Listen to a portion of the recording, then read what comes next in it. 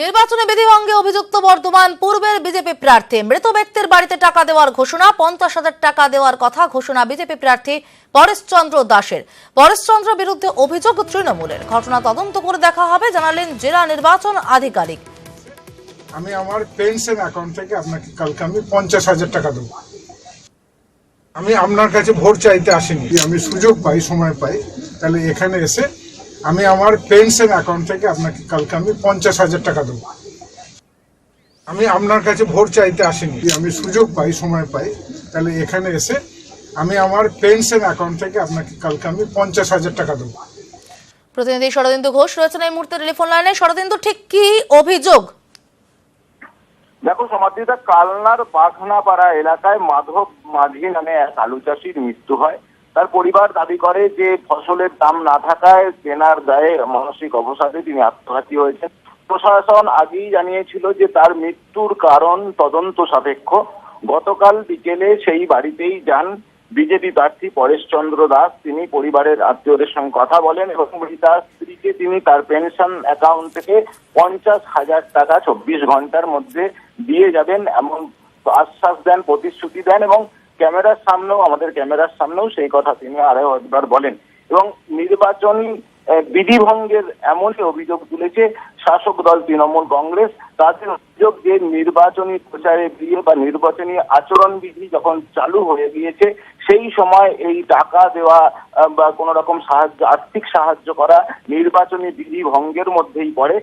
তারা ইতিমধ্যেই জেলা প্রশাসন তথা নির্বাচন দপ্তরে নির্বাচন কমিশনের কাছে লিখিত অভিযোগ জানিয়েছেন বিজেপি প্রার্থী পরেশচন্দ্র দাসের বিরুদ্ধে।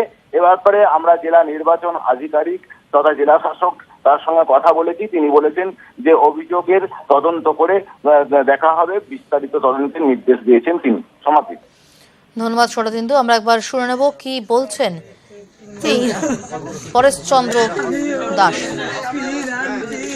আমি আপনার কাছে ভোট চাইতে আসিনি, আমি সুযোগ পাই, সময় পাই, তাহলে এখানে এসে আমি আমার পেনশন অ্যাকাউন্ট থেকে আপনাকে কালকে আমি 50,000 টাকা দেবো। আজকে বর্ধমান পূর্বের আমার পার্টি বিজেপি পার্টির প্রার্থী হিসেবে আমি আপনাদের সামনে বলছি, এনার সামনে আমি বলেছি অলরেডি যে আমার পেনশন অ্যাকাউন্ট থেকে কাল সকালে আমি 50,000 টাকা ক্যাশ এনার ছেলেকে দিয়ে দেব।